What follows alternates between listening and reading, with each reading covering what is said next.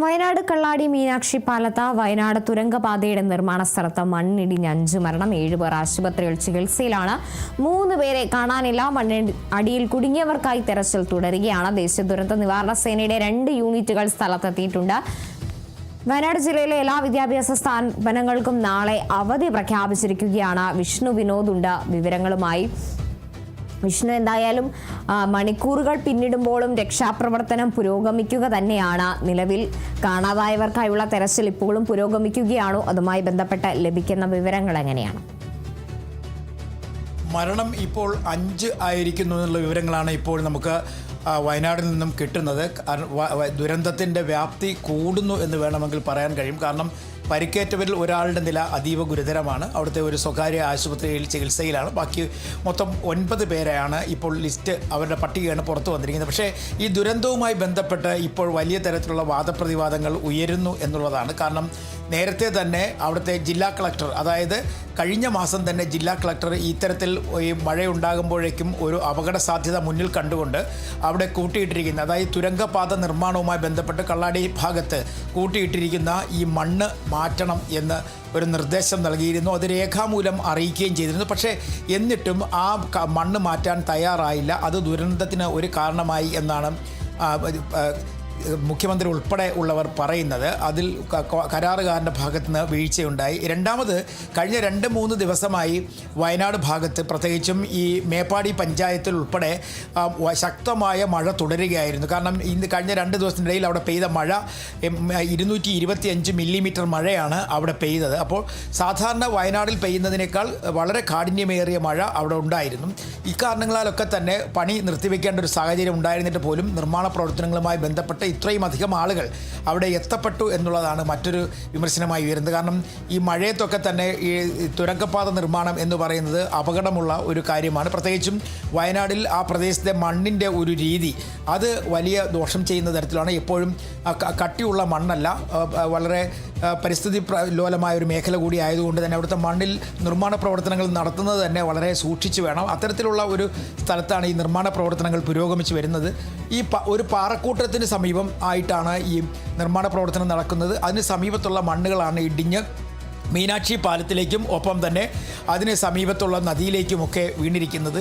ഇതിനകത്ത് bus stand ഉണ്ടായിരുന്നു. Bus അവിടെ ഉണ്ടായിരുന്ന ആളുകൾ, അങ്ങനെ തുടങ്ങി കുറേ ആളുകളെക്കുറിച്ചൊക്കെ ഇപ്പോഴും 7 പേരെ കാണാനില്ല, 5 പേരെ കാണാനില്ല എന്നൊക്കെ പറയുന്നുണ്ടെങ്കിൽ തന്നെ ഇതിനൊരു വ്യക്തത വരേണ്ടതായിട്ടുണ്ട്. കാരണം കൃത്യമായി എത്ര പേരുണ്ടായിരുന്നു എന്നുള്ളതിനെക്കുറിച്ചൊക്കെയുള്ള കണക്കുകളൊക്കെ ഏകദേശം സ്വരൂപിച്ച് വരികയാണ്. ഇതിൽ മറ്റൊരു പ്രധാനപ്പെട്ട കാര്യം, നമ്മൾ അതിൻ്റെ ആ ഒരു തീക്ഷ്ണമായ ദൃശ്യങ്ങളുണ്ട്. അതായത് മണ്ണിടിഞ്ഞ് വരുമ്പോഴേക്കും ദൂരെ നിന്ന് ഒരു ലോറി ഉൾപ്പെടെ ഒലിച്ചു വരുന്നത്. അതിൽ നമുക്ക് കാണാം അങ്ങിങ്ങായി ആളുകളുടെ അങ്ങോട്ടും ഇങ്ങോട്ടും ഭയത്തോടു കൂടി ഓടി മാറുന്ന ആളുകൾ ഒക്കെ കാണുന്നുണ്ട്. അവർക്കൊക്കെ എന്തു സംഭവിച്ചു എന്നുള്ളതൊരു ചോദ്യചിഹ്നം തന്നെയാണ്. ഇതിൽ അത്ഭുതകരമായി രക്ഷപ്പെട്ട ഒരു സ്ത്രീയുടെയും പുരുഷൻ്റെയും സംഭാഷണങ്ങളൊക്കെ നമ്മൾ കേട്ടതുമാണ്. കാരണം അവരെ രക്ഷപ്പെട്ടത് വളരെ അത്ഭുതകരമായിട്ടായിരുന്നു.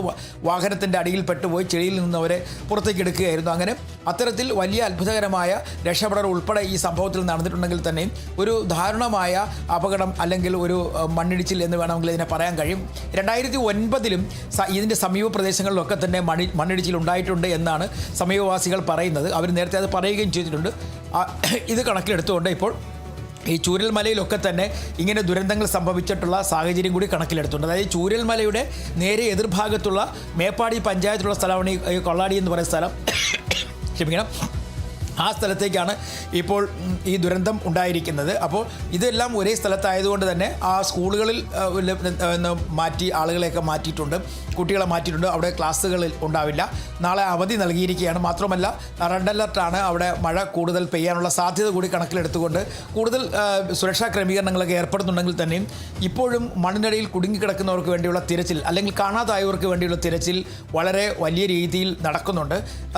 ഈ സംഭവങ്ങൾ ഏകോപിപ്പിക്കുന്നതിന് വേണ്ടി പോലീസിൻ്റെ ഉന്നത ഉദ്യോഗസ്ഥർ തന്നെ വയനാട്ടിൽ എത്തിയിട്ടുണ്ട്. ഏറ്റവും ദ്രുതഗതിയിൽ ഈ രക്ഷാപ്രവർത്തനങ്ങൾ നടത്തുന്നതിന് വേണ്ടി പോലീസ്, ഒപ്പം തന്നെ അഗ്നിരക്ഷാ സേന, അതിനെല്ലാം ഉപരിയായി ഈ കേന്ദ്രത്തിൻ്റെ തന്നെ പ്രത്യേക വലിയ തരത്തിലുള്ള പരിശീലനം നേടിയിട്ടുള്ള ദുരന്ത നിവാരണ സേന ഉൾപ്പെടെ അവിടെ സ്ഥലത്ത് ക്യാമ്പ് ചെയ്താണ് ഇപ്പോൾ രക്ഷാപ്രവർത്തനങ്ങൾക്ക് നേതൃത്വം നൽകുന്നത്.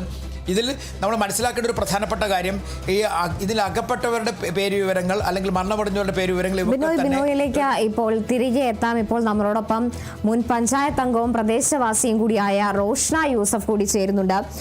റോഷ്ന, എന്തായാലും ഇപ്പോൾ ഈ മണിക്കൂറുകൾ ഇത്ര പിന്നിട്ട് കഴിയുമ്പോൾ 5 മരണം എന്നൊരു കണക്കിലേക്കാണ് നമ്മൾ എത്തുന്നത്. 7 പേരോളം ആശുപത്രിയിൽ ചികിത്സയിലുണ്ട്. ഇപ്പോഴും രക്ഷാപ്രവർത്തനം ഏത് രീതിയിലാണ് പുരോഗമിക്കുന്നത് പ്രദേശത്ത്?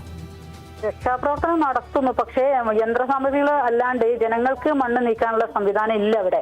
കാരണം വലിയ തോതിലുള്ള മണ്ണാണ് വന്ന് അടിഞ്ഞിട്ടുള്ളത്. അത് ഒരു 1-2 ആളുകളോ അല്ലെങ്കിൽ കുറച്ച് കൂട്ടം ആളുകളോ ചേർന്ന് മാറ്റിയാൽ മാറുന്നതല്ല. വലിയ രീതിയിലുള്ള യന്ത്രങ്ങൾ വേണം. മണ്ണ് മാന്തി യന്ത്രങ്ങളുടെ സഹായത്തോടു കൂടി മാത്രമേ നമുക്ക് അവിടെ നിന്ന് എന്തെങ്കിലും നമുക്ക് ചെയ്യാൻ വേണ്ടി സാധിക്കുള്ളൂ. കാരണം രാവിലെ 11 മണിക്ക് സംഭവിച്ചതാണ്. 11 മണിക്ക് സംഭവിച്ചിട്ട് 7 ആളുകളെ ഹോസ്പിറ്റലൈസ് ചെയ്തിട്ടുണ്ട്. പോരാത്തതിന് മരണം സ്ഥിരീകരിക്കുന്നു. പക്ഷെ വ്യക്തമായിട്ട് നമുക്ക് അതിലൊരു കണക്ക് എത്രത്തോളം തൊഴിലാളികൾ അതിനകത്ത് കുടുങ്ങിയിട്ടുണ്ട് എന്ന് പറയാൻ നമുക്കിപ്പം പറ്റാത്തൊരവസ്ഥ ഉണ്ട്. കാരണം ഒക്കെ അന്യ സംസ്ഥാന തൊഴിലാളികളാണ്. അതുകൊണ്ട് തന്നെ അതിൽ നമുക്ക് വ്യക്തതയില്ല. ഇപ്പോഴും ഈ വാഹനങ്ങൾ ആ ഒരു പ്രദേശത്തേക്ക് എത്തിക്കാൻ പറ്റാത്തൊരു സാഹചര്യമാണോ? വാഹനങ്ങൾ എത്തിക്കാൻ പറ്റാത്ത സാഹചര്യം എന്ന് പറഞ്ഞാൽ നമുക്കറിയാലോ, വലിയ ഒരു ദുരന്തം, എന്ത് ദുരന്തം നടക്കുവാണെങ്കിലും കാഴ്ചക്കാരായിട്ട് കുറെ ആളുകൾ ഉണ്ടാവും. അത് നമുക്ക് ഉപകാരത്തേക്കാൾ കൂടുതൽ ഉപദ്രവമാണ്. കാരണം എന്തെങ്കിലും ഒരു രക്ഷാപ്രവർത്തനം നടത്തണമെങ്കിൽ വെറുതെ കാഴ്ചക്കാരായി നോക്കി നിന്നിട്ട് തടസ്സങ്ങൾ സൃഷ്ടിക്കുന്ന ആൾക്കാരല്ലാണ്ട് ഇവിടെ എന്തെങ്കിലും ചെയ്യാൻ പറ്റുന്ന ആളുകൾ വേണ്ടേ? ഇവിടെ കുറെ ആളുകൾ കാഴ്ചക്കാരാണ്. അത് രക്ഷാപ്രവർത്തനത്തെ സാരമായിട്ട് ബാധിക്കും എന്നുള്ളതാണ് എൻ്റെ ഒരു കാഴ്ചപ്പാടുള്ളത്. ഇപ്പം നമ്മൾ ചെയ്യേണ്ടത് ഒരു ജീവനെങ്കിലും അവശേഷിക്കുന്നുണ്ടെങ്കിൽ അത് രക്ഷപ്പെടുത്തിയെടുക്കാൻ വേണ്ടിയിട്ടുള്ള രക്ഷാപ്രവർത്തനത്തിനാണ് നമ്മൾ മുൻതൂക്കം കൊടുക്കേണ്ടത്. അല്ലാണ്ട് ഇതൊരു ടൂറിസ്റ്റ് പ്ലേസ് ആയിട്ട് കാഴ്ചക്കാരായിട്ട് നോക്കി നിൽക്കുന്ന രീതി ശരിയല്ല എന്നുള്ളതാണ്. ഇപ്പം നമ്മൾ നോക്കുമ്പോൾ 2 സൈഡിലും റോഡിന്റെ 2 ഭാഗങ്ങളിലും വാഹനങ്ങൾ പാർക്ക് ചെയ്തുകൊണ്ട് സത്യത്തിൽ 1-2 വണ്ടികൾ അങ്ങോട്ടും ഇങ്ങോട്ടും പാസ് ചെയ്യാൻ ഒരു വാഹനം വന്ന ഒരു ഓട്ടോറിക്ഷയ്ക്ക് പോലും സൈഡ് കൊടുക്കാൻ പറ്റാത്ത അവസ്ഥയിൽ 2 ഭാഗങ്ങളിൽ വാഹനങ്ങൾ പാർക്ക് ചെയ്തിരിക്കുകയാണ്. അപ്പൊ നമ്മളെ റോഡിന്റെ ഫെസിലിറ്റി ഒക്കെ എല്ലാവർക്കും അറിയാവുന്ന കാര്യമാണല്ലോ. അപ്പം ഒരു രക്ഷാപ്രവർത്തനത്തിന്റെ ഭാഗമായിട്ട് ഒരു ആംബുലൻസ് പെട്ടെന്ന് തിരിച്ചു പോകണമെങ്കിൽ പോലും പ്രയാസം അനുഭവിക്കുന്നുണ്ട്. ഈ ആളുകൾ എന്താ പറയാ, ഒരു ദുരന്തം നടക്കുമ്പോൾ കാഴ്ചക്കാരായിട്ട് കുറെ ആളുകൾ വരുന്നു. അത് ആ രീതി മലയാളി മാറ്റിയിട്ടില്ലെങ്കിൽ വലിയ പ്രയാസം ഉണ്ടാവും. ഈ പോലീസുകാരടക്കം അവിടെ പ്രദേശത്തുണ്ട്. ഈ ആളുകളെ നിയന്ത്രിക്കാനുള്ള ഒരു നടപടി ഒന്നും സ്വീകരിക്കുന്നില്ല എന്നതാണോ? അല്ല, പോലീസുകാരെല്ലാം കാഴ്ചക്കാരായിട്ട് പോലീസുകാരൊക്കെ നോക്കി നിൽക്കുന്നുണ്ട്. ഈ വാഹനങ്ങൾ നിർത്തിയിട്ട് പോയാൽ അതിനകത്ത് ഡ്രൈവർമാരില്ല, അവരൊക്കെ എവിടെയോ എത്തിയിട്ടുണ്ട്. വാഹനങ്ങൾ നിരന്തരം നിർത്തി 2 പുറം നിർത്തിയിട്ടിട്ട് പോയിരിക്കുകയാണ്. അപ്പൊ വാഹനത്തിൽ ആളില്ലാണ്ട് പോലീസിന് ഇപ്പൊ അതെടുത്ത് മാറ്റാനുള്ള സംവിധാനം ഇല്ലല്ലോ.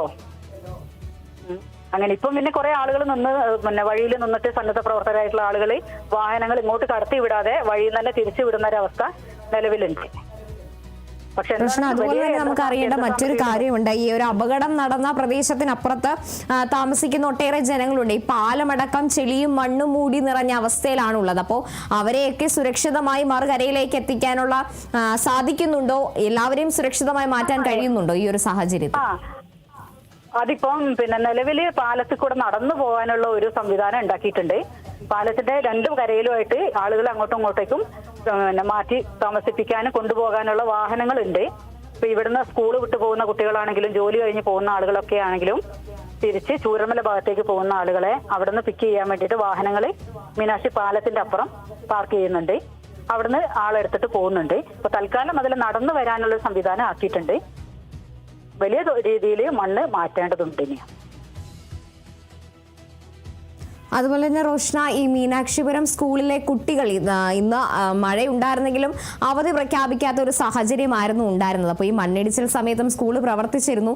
അപ്പോൾ ആ കുട്ടികളുടെ കാര്യം എങ്ങനെയാണ്? അതുപോലെ തന്നെ ക്യാമ്പ് അടക്കം ആ സ്കൂളിലാണോ ഇപ്പോൾ പ്രവർത്തിക്കുന്നത്? അല്ല, നമ്മളിപ്പം അതാ പറയുന്നത്, ഇന്നലെ രാത്രി മുതൽ അതിശക്തമായ മഴയാണ് ഈ പ്രദേശത്ത് പെയ്തുകൊണ്ടിരിക്കുന്നത്.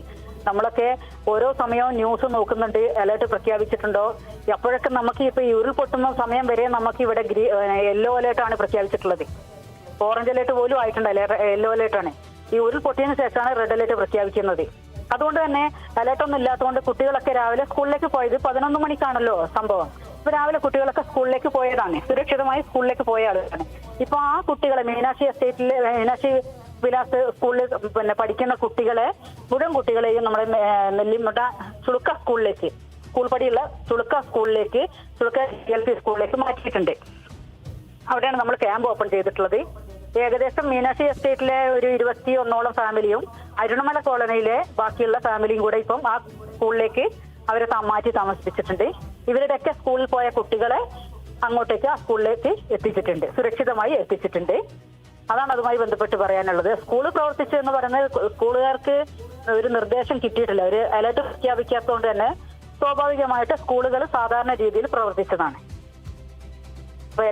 അതുപോലെ തന്നെ ഇപ്പോൾ ജോലി ചെയ്തിരുന്ന തൊഴിലാളികളെയാണ് കാണാതായിരിക്കുന്നതെന്നൊരു നിഗമനത്തിലാണ് നമ്മൾ ഉള്ളത്. അതിനു പുറമെ മറ്റ് ഈ പ്രദേശവാസികളോ അല്ലെങ്കിൽ ആ ബസ് സ്റ്റാൻഡിനടുത്ത് ബസ് കാത്തു നിന്നിരുന്നവരോ അടക്കം ഈ ഒരു അപകടത്തിൽ പെട്ടേക്കാമെന്നൊരു സംശയം അടക്കം നമുക്കുണ്ട്. അങ്ങനെയാണെങ്കിൽ ഇപ്പോൾ ഈ ഒരു മണിക്കൂറുകൾ പിന്നിടുന്ന സാഹചര്യത്തിൽ അതുപോലെ കാണാതായത് സംബന്ധിച്ചുള്ള പരാതികളോ അല്ലെങ്കിൽ തങ്ങളുടെ ആളുകളെ കാണുന്നില്ല എന്ന തരത്തിലുള്ള പരാതികൾ ഈ ഒരു സമയത്തിനുള്ളിൽ ലഭിക്കുന്ന ഒരു സാഹചര്യം ഉണ്ടാവുന്നുണ്ടോ?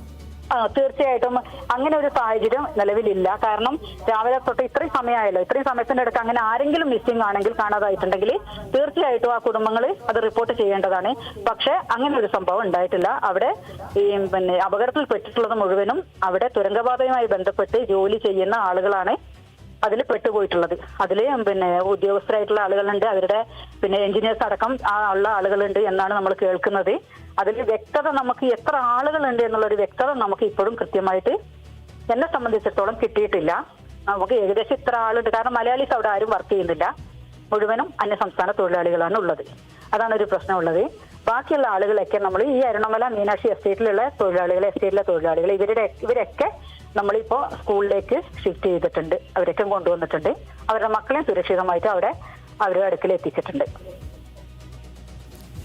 ശരി, റോഷ്നയാണ് നമുക്ക് വിവരങ്ങൾ ആ ഒരു പ്രദേശത്തു നിന്നുള്ള നിലവിലുള്ള സാഹചര്യങ്ങളെ കുറിച്ചുള്ള വിവരങ്ങൾ പങ്കുവച്ചത്. എന്തായാലും ഇപ്പോഴും രക്ഷാപ്രവർത്തനം പുരോഗമിക്കുന്ന സാഹചര്യമാണെങ്കിലും ആശങ്ക ഉയർത്തുന്നത് എത്ര പേരെയാണ് ഇനി കണ്ടെത്താനുള്ളത്? തൊഴിലാളികൾ മാത്രമാണോ, മറ്റാരെങ്കിലും ഈ ഒരു അപകടത്തിൽ പെട്ടിട്ടുണ്ടോ എന്ന കാര്യത്തിൽ അടക്കം വ്യക്തത വരേണ്ടതുണ്ട്. നിലവിൽ തൊഴിലാളികൾ മാത്രമാണ് ഈ ഒരു അപകടത്തിൽ പെട്ടിട്ടുള്ളത് എന്നൊരു നിഗമനത്തിലേക്കാണ് നമ്മൾ എത്തിച്ചേരുന്നത്. അതിൽ കൂടുതൽ ആളുകൾ ഈ മണ്ണിനടിയിലടക്കം കുടുങ്ങിക്കിടക്കുന്നു എന്ന തരത്തിലുള്ള പരിശോധനകളാണ് നിലവിൽ പുരോഗമിച്ചു കൊണ്ടിരിക്കുന്നത്. എന്തായാലും ഇതുവരെ 5 മരണമാണ് റിപ്പോർട്ട് ചെയ്യപ്പെടുന്നത്. നിലവിൽ 7 പേരാണ് ആശുപത്രിയിൽ ചികിത്സയിലുള്ളത്. ഇതിൽ പലരും നില പുരോഗമിച്ചതുകൊണ്ട് ആശുപത്രി വിടുന്ന സാഹചര്യവും ഉണ്ടാകുന്നുണ്ടായിരുന്നു.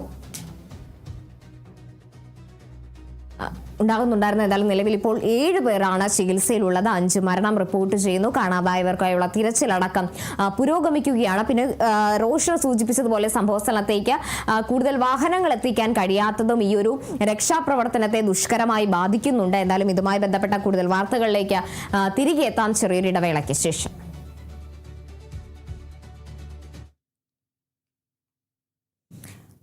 വയനാട് തുരങ്കപാതയുടെ നിർമ്മാണ സ്ഥലത്ത് മണ്ണിടിഞ്ഞുണ്ടായ അപകടത്തിൽ രക്ഷാപ്രവർത്തനം പുരോഗമിക്കുകയാണ്. കാണാതായവർക്കായുള്ള തെരച്ചിലടക്കം പുരോഗമിക്കുന്ന സാഹചര്യമാണുള്ളത്. ദേശീയ ദുരന്ത നിവാരണ സേനയുടെ 2 യൂണിറ്റുകൾ സ്ഥലത്തെത്തി ഇപ്പോൾ രക്ഷാപ്രവർത്തനം ഏകോപിപ്പിച്ചുകൊണ്ടിരിക്കുകയാണ്. കൂടാതെ തന്നെ സന്നദ്ധ പ്രവർത്തകരടക്കം രക്ഷാപ്രവർത്തനത്തിന് എത്തുന്നുണ്ട്.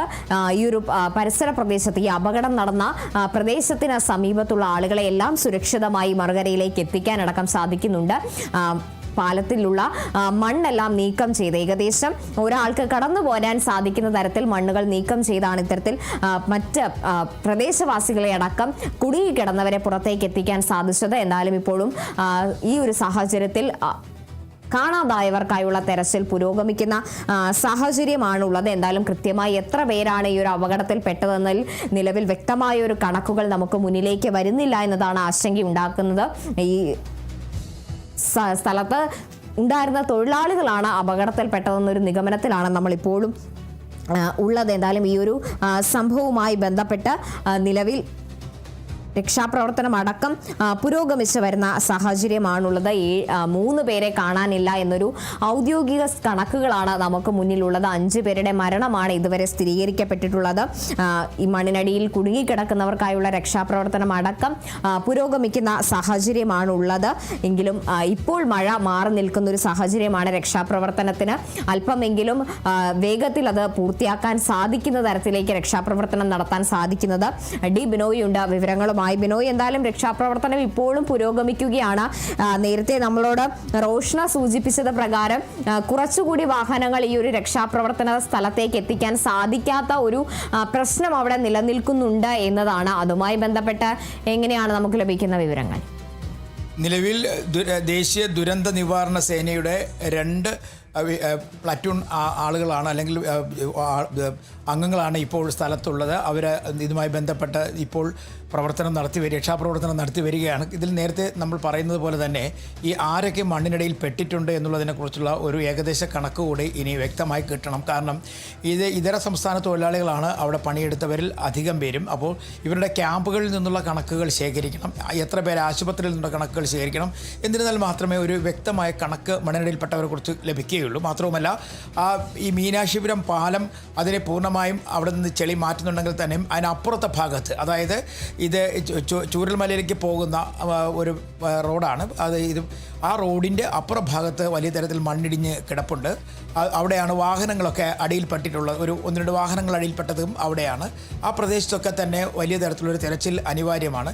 ഈ മണ്ണുമാന്തി യന്ത്രങ്ങൾ ഉപയോഗിച്ചുള്ള തെരച്ചിൽ നടക്കുന്നുണ്ടെങ്കിൽ തന്നെ വളരെ ശ്രദ്ധയോടുകൂടിയുള്ള ഒരു നീക്കം ആ പ്രദേശത്തൊക്കെ നടത്തി മുന്നോട്ട് പോവുകയാണ് ദുരന്ത നിവാരണ സേനയിലെ അംഗങ്ങൾ. ഇനി അവസാനത്തെ ആളിനെയും കണ്ടെത്തുന്നതുവരെ തിരച്ചിൽ തുടരണം എന്നൊരു നിർദ്ദേശം സംസ്ഥാന സർക്കാർ നൽകിക്കഴിഞ്ഞിരിക്കുന്നു. ഒപ്പം തന്നെ അവിടുത്തെ MP പ്രിയങ്ക ഗാന്ധിയും ഒപ്പം തന്നെ രാഹുൽ ഗാന്ധിയും ഒക്കെ ഈ സംഭവത്തിൽ അദ്ദേഹം ദുഃഖം രേഖപ്പെടുത്തിയിട്ടുണ്ട്. ഒപ്പം എല്ലാ പ്രവർത്തനങ്ങളും ഏകോപിപ്പിച്ച് വേഗത്തിൽ നടത്തി മുന്നോട്ട് പോകുന്നതിനുള്ള നിർദ്ദേശങ്ങൾ അവരുടെ ഭാഗത്തു നിന്നും ജില്ലാ കളക്ടർക്ക് ഉൾപ്പെടെ നൽകിയിട്ടുണ്ട്. ഒരിക്കൽ പോലും പ്രതീക്ഷിക്കാത്ത ഒരു ദുരന്തം ആയിപ്പോയി. കാരണം ചൂരൽമലയിൽ കണ്ടതുപോലെ തന്നെ ഒരു അപ്രതീക്ഷിതമായൊരു ദുരന്തം തന്നെയാണ് ഇവിടെയും സംഭവിച്ചിരിക്കുന്നത്. പക്ഷേ ഇതിൻ്റെ പേരിൽ ചില ഉത്തരവാദിത്തങ്ങളിൽ നിന്നും ഒഴിഞ്ഞു മാറാൻ കരാർ കമ്പനി ശ്രമിക്കുന്നുണ്ട് എന്നുള്ളൊരു ആരോപണവും വലിയ രീതിയിൽ ഉയരുന്നുണ്ട്. പ്രത്യേകിച്ചും ആ തുരങ്കപാത തുടങ്ങുന്നതിന് നിർമ്മാണ പ്രവർത്തനം നടക്കുന്നതിന് സമീപത്തായി നമുക്ക് കാണാം നീല പ്ലാസ്റ്റിക് ഇട്ട് മൂടിയിട്ടിരിക്കുന്ന മൺകൂനകൾ. ആ മൺകൂനകൾ മാറ്റണം എന്ന ഒരു നിർദ്ദേശം നേരത്തെ തന്നെ മുന്നോട്ട് വെച്ചിരുന്നു. കാരണം അത് ജില്ലാ കളക്ടറാണ് അത് മാറ്റണമെന്ന് ആവശ്യപ്പെട്ടത്. കാരണം അവിടുത്തെ മണ്ണ് അതിവേഗത്തിൽ മഴയത്ത് ഒലിച്ച് താഴേക്ക് ഇറങ്ങാനും അത് വലിയ തരത്തിലുള്ള അപകടത്തിന് വഴിവെക്കാനും സാധ്യതയുണ്ട് എന്ന് കാണിച്ചുകൊണ്ട് തന്നെ നേരത്തെ ജില്ലാ കളക്ടർ ഇവർക്കൊക്കെ തന്നെ ഉത്തരവ് നൽകിയിട്ടുള്ളതാണ്, അതിന് നോട്ടീസ് നൽകിയിട്ടുള്ളതുമാണ്. പക്ഷേ അത്തരത്തിൽ മണ്ണ് നീക്കം ചെയ്തിട്ടില്ല. പക്ഷേ ഇപ്പോൾ കരാറുകാർ പറയുന്ന അനുസരിച്ചാണെങ്കിൽ ആ മണ്ണ് കിടന്ന ഭാഗത്തല്ല ഈ പ്രശ്നം ഉണ്ടായിരിക്കുന്നത് തുരങ്കപാത നിർമ്മിക്കുന്ന സ്ഥലത്തിന് സമീപത്തു നിന്നാണ് മണ്ണ് ഇടിയുകയാണ് ചെയ്തിരിക്കുന്നത്. അത് പ്രകൃതി ദുരന്തം തന്നെയാണ് എന്ന് അവർ കരാർ കമ്പനിക്കാരും പറയുന്നുണ്ട്. എന്തായാലും ഇത് സംബന്ധിച്ചുള്ള തർക്കങ്ങൾ ഒരു വഴിക്ക് നടക്കുമ്പോഴും കാണാതായവർക്ക് വേണ്ടിയുള്ള തിരച്ചിൽ വളരെ ദ്രുതഗതിയിൽ ഈ പ്രദേശത്ത് പുരോഗമിക്കുന്നു എന്ന് തന്നെ പറയേണ്ടി വരും. കാരണം രാത്രി വൈകിയാൽ തന്നെയും തിരച്ചിലുമായി മുന്നോട്ട് പോകണം എന്ന ഒരു നിർദ്ദേശം നൽകിയിട്ടുണ്ട്. മാത്രമല്ല ഇപ്പോൾ മഴ ഒന്ന് മാറി നിൽക്കുന്ന ഒരു അന്തരീക്ഷമാണ് അവിടെ. അതുകൊണ്ട് തന്നെ തിരച്ചിൽ വളരെ വേഗത്തിൽ ആ ഭാഗത്ത് നടക്കുന്നുണ്ട്. ഇതിൽ ഒരു പ്രധാനപ്പെട്ട കാര്യം ഈ മണ്ണ് വളരെയധികം ഈ റോഡിലേക്ക് പതിച്ചു കിടക്കുന്നത് കൊണ്ട് നമ്മൾ ആ ആദ്യഘട്ട ദൃശ്യങ്ങൾ, അതായത് ലോറി ഉൾപ്പെടെ ഒലിച്ചു വരുന്ന സമയത്ത് നമ്മൾ കണ്ടതാണ്. അതിനപ്പുറത്ത് പാലത്തിനപ്പുറത്തായിട്ട് കുറേ അധികം ആളുകൾ ഓടി രക്ഷപ്പെടുന്നതിന് വേണ്ടി ശ്രമിക്കുന്നത് കണ്ടിരുന്നു. അപ്പോൾ അവരിൽ ആരെങ്കിലുമൊക്കെ ഈ മൺകൂനയ്ക്കടിയിൽ പെട്ടിട്ടുണ്ടോ, അങ്ങനെയാണെങ്കിൽ അത് ആരൊക്കെ ആകാം എന്നുള്ള കാര്യത്തിലൊക്കെ ഒരു സംശയം നിലനിൽക്കുന്നു. ഇതിൽ അത്ഭുതകരമായി രക്ഷപ്പെട്ട ഒരു 2 പേർ, അത് ഒരു സ്ത്രീയും ഒരു പുരുഷനും. അവർ അവിടുത്തെ മീനാക്ഷിപുരം എന്ന് പറയുന്ന സ്ഥലത്തെ എസ്റ്റേറ്റിലെ ജോലിക്കാരാണ്. അവർക്ക് ജോലിയിലായിരുന്നു, ബാങ്കിൽ പോകുന്നതിന് വേണ്ടി വരുന്നതിനിടയിലാണ് അവരും അപകടത്തിൽപ്പെട്ടത്. പക്ഷേ 2 പേരും മണ്ണിൽ നിന്നും രക്ഷപ്പെടുന്നു, ലോറിക്ക് അടിയിൽ നിന്നൊക്കെ രക്ഷപ്പെട്ട് പുറത്തേക്ക് വരുന്നുണ്ട്. പക്ഷേ അവർ പോലും എന്താണ് സംഭവിച്ചതെന്ന് അവർക്ക് പോലും മനസ്സിലാക്കാൻ കഴിയുന്നില്ല. വളരെ നിമിഷങ്ങൾക്കുള്ളിൽ തന്നെ ഒരു വലിയ തരത്തിൽ മൺകൂന വെള്ളവുമായി ഒലിച്ച് താഴേക്ക് വരുന്നു. അത് അതിവേഗത്തിൽ വരുന്ന കാഴ്ചയാണ് നമ്മൾ കാണുന്നത്. അതിനുശേഷം കുറച്ച് തൊട്ടടുത്തുള്ള നദിയിലേക്ക്, പുഴയിലേക്ക് ആ മണ്ണും വെള്ളവുമെല്ലാം പോകുന്നുണ്ട്. അപ്പോൾ ഇത്തരത്തിൽ ആ അപകടം നടക്കുന്ന സമയത്തും ദൂരെയായി ആ ദൃശ്യങ്ങൾ നമുക്ക് കാണാൻ കഴിയും. ആളുകൾ എത്ര കണ്ട് അവിടെ ഉണ്ടായിരുന്നു എന്നുള്ള കാര്യത്തിൽ. അപ്പോൾ ഇവരെയൊക്കെ രക്ഷപ്പെട്ടോ, ഇവരൊക്കെ ആശുപത്രിയിലേക്ക് മാറ്റിയിട്ടോ, ഇതൊക്കെ ഒരു ചോദ്യചിഹ്നമായി നിലകൊള്ളുകയാണ്. എന്തായാലും സംസ്ഥാനത്ത് ചുമതല 2 മന്ത്രിമാർ അവിടേക്ക് എത്തും. അത് അവരുടെ നേതൃത്വത്തിൽ ബാക്കിയുള്ള കാര്യങ്ങൾ പുരോഗമിക്കും. നിലവിൽ പോലീസ്, ഒപ്പം തന്നെ അഗ്നിശമന സേന, ദേശീയ ദുരന്ത നിവാരണ സേന ഇവരെല്ലാം തന്നെ രക്ഷാപ്രവർത്തനത്തിൽ പങ്കെടുത്തുകൊണ്ടിരിക്കുന്നു. ആദ്യഘട്ടത്തിൽ കേരള പോലീസും ഒപ്പം തന്നെ അഗ്നി രക്ഷാസേനയിലെ അംഗങ്ങളുമാണ് ആദ്യഘട്ടത്തിൽ അവിടെ ഒരു രക്ഷാപ്രവർത്തനത്തിന് മുൻകൈ നൽകിയതും നേരിട്ട് എത്തിയതും പ്രവർത്തനങ്ങൾ നടത്തിയതും. അതിന് തൊട്ട് പിന്നാലെ ദുരന്ത നിവാരണ സേനയും എത്തിയിട്ടുണ്ട്. കാരണം നേരത്തെ തന്നെ വയനാട്ടിലെ ഈ പ്രശ്നങ്ങളും പ്രതിസന്ധി ഉള്ളത് കാരണം ദുരന്ത നിവാരണ സേനയുടെ ചില കമ്പനികൾ അവിടെ തന്നെ ഉണ്ടായിരുന്നു, പ്രത്യേകിച്ചും വയനാട് കേന്ദ്രീകരിച്ചും കോഴിക്കോട് കേന്ദ്രീകരിച്ചും. അതുകൊണ്ട് തന്നെ അവർക്ക് വളരെ വേഗത്തിൽ അവിടേക്ക് എത്തിച്ചേരാൻ കഴിഞ്ഞു. ദുരന്ത നിവാരണ സേനയും ഒരു ദുരന്തം ഉണ്ടായാൽ തന്നെ അത് എങ്ങനെ നേരിടാൻ കഴിയുമെന്നുള്ള തരത്തിൽ അവർക്കും പരിശീലനങ്ങളൊക്കെ നൽകിയിട്ടുണ്ട്. കാരണം വയനാട്ടിൽ അടിക്കടി ഉണ്ടാകുന്ന ഈ ദുരന്തങ്ങൾ കണക്കിലെടുത്തായിരുന്നു. എന്തായാലും അപ്രതീക്ഷിതമായൊരു അപകടം, കവർന്നെടുത്തത് 5 ജീവനുകൾ, കണ്ടെത്താൻ 7ലധികം ആളുകൾ, അങ്ങനെ വലിയ തരത്തിലുള്ള ഒരു ദുരന്തത്തിന് ഈ ഒരു ദിവസം കൂടി സാക്ഷിയാകുന്നു. രക്ഷാപ്രവർത്തനങ്ങൾ വളരെ വേഗത്തിൽ അവിടെ പുരോഗമിച്ചുകൊണ്ടിരിക്കുന്നു. ആശുപത്രിയിൽ കഴിയുന്ന ഒരാളുടെ നിലയാണ് ഇപ്പോൾ ഗുരുതരം എന്ന് പറയുന്നത്. ബാക്കിയുള്ള ആളുകൾക്ക് വലിയ പ്രതിസന്ധികളോ പ്രശ്നങ്ങളോ ഒന്നും തന്നെ ഇല്ല. എങ്കിൽ തന്നെ കൃത്യമായ ചികിത്സ ഈ സ്വകാര്യ ആശുപത്രിയിൽ കഴിയുന്നവർക്കൊക്കെ നൽകാൻ പറയുന്നുണ്ട്.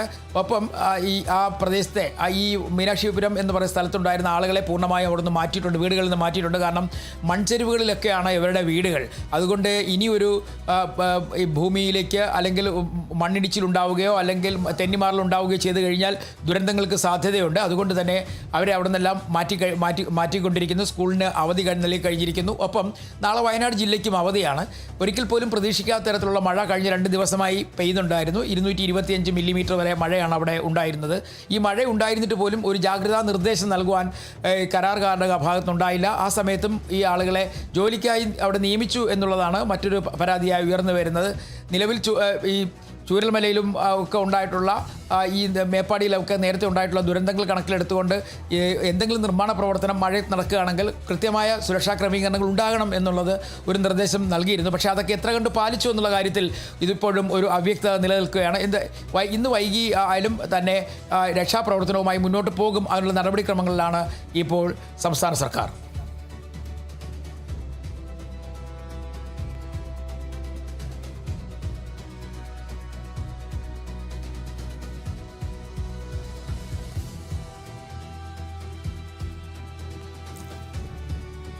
എന്നാലും തുരങ്കപാതയ്ക്കായി നിർമ്മിച്ച കോൺക്രീറ്റ് ഭിത്തി അടക്കം ഈ മണ്ണിടിച്ചിലിൽ തകരുന്ന സാഹചര്യമായിരുന്നു ഉണ്ടായിരുന്നത്. മണ്ണിനടിയിൽ കുടുങ്ങിയ അവർക്കായുള്ള തെരച്ചിൽ ഇപ്പോഴും പുരോഗമിക്കുന്ന സാഹചര്യമാണുള്ളത്. ഈ രക്ഷാപ്രവർത്തനത്തിനിടെ മേപ്പാടി SIക്ക് അടക്കം പരിക്കേറ്റിരുന്നു. അവരെയും ആശുപത്രിയിലേക്ക് നേരത്തെ തന്നെ മാറ്റിയിരുന്നു. ഇന്നലെ മുതൽ അതിതീവ്ര മഴ തന്നെയാണ് വയനാട് ജില്ലയിൽ ഉണ്ടായിക്കൊണ്ടിരുന്നത്. ആ ഒരു സാഹചര്യത്തിൽ അത് ഈ ഒരു ദുരന്തത്തിലേക്ക് വഴിമാറുമെന്ന് നമ്മൾ അന്ന് ആരും പ്രതീക്ഷിക്കാത്ത ഒരു കാര്യം തന്നെയായിരുന്നു. അത് വലിയ രീതിയിൽ പൊടുന്നനെ ഒരു മൺകൂന പൊട്ടി വരുന്ന സാഹചര്യം, അതിനിടയിൽ നിരവധി ജീവനങ്ങൾ പുലിയുന്ന ഒരു കാഴ്ചയാണ് പിന്നീട് 11 മണിക്ക് ശേഷം നമ്മൾ കണ്ടത്. തുരങ്കപാതയുടെ നിർമ്മാണം നടക്കുന്ന മീനാക്ഷി പാലത്തിന് സമീപമാണ് ഈ ഒരു മണ്ണിടിച്ചിൽ ഉണ്ടാകുന്നത്. കനത്ത മഴ കാരണം ഈ ഒരു തുരങ്കപാതയുടെ നിർമ്മാണ ജോലികളടക്കം നിർത്തിവെച്ചിരുന്നു. എങ്കിലും ഈ പ്രദേശത്തുണ്ടായിരുന്ന തൊഴിലാളികളാണ് ഈ മണ്ണിനടിയിൽ ഇപ്പോൾ കുടുങ്ങിക്കിടക്കുന്നതെന്ന വിവരമാണുള്ളത്. അവർക്കായുള്ള തെരച്ചിലാണ് ഇപ്പോൾ പുരോഗമിക്കുന്നത്. വാഹനങ്ങളടക്കം മണ്ണിനടിയിൽ കുടുങ്ങിയതൊക്കെ നമ്മൾ ദൃശ്യങ്ങളിലടക്കം കണ്ടതാണ്. ദൃശ്യങ്ങളിലടക്കം നമ്മൾ കണ്ടതാണ്. എന്തായാലും നിലവിൽ ഇപ്പോഴും തിരച്ചിൽ തുടരുകയാണ്. ഈ മണ്ണിനടിയിൽ കുടുങ്ങിക്കിടക്കുന്ന അവസാന ആളെയും കണ്ടെത്തുന്നതുവരെ രക്ഷാപ്രവർത്തനം പുരോഗമിക്കും, അല്ലെങ്കിൽ രക്ഷാപ്രവർത്തനം തുടരുമെന്ന് തന്നെയാണ് അധികൃതരടക്കം അറിയിക്കുന്നത്. എന്തായാലും നിലവിലെ സാഹചര്യത്തിൽ 3 പേരെ കാണാനില്ല എന്നൊരു ഔദ്യോഗിക സ്ഥിരീകരണമാണ് ഉണ്ടാകുന്നത്. ഇത് തൊഴിലാളികളാണ് എന്നൊരു നിഗമനത്തിലാണ് നമ്മൾ ഉള്ളത്. എന്തായാലും രക്ഷാപ്രവർത്തനം ഇപ്പോഴും പുരോഗമിക്കുകയാണ്. ഡി ബിനോയാണ് വിവരങ്ങൾ നൽകിയത്.